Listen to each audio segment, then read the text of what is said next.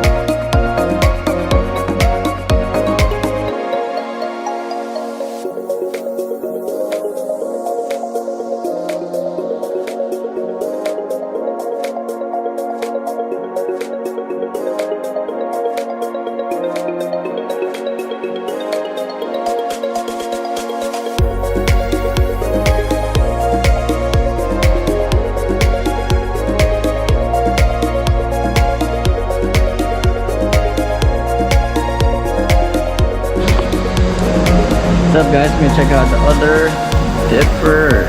There's two of them actually. One over there. And this is the second one. Let's go.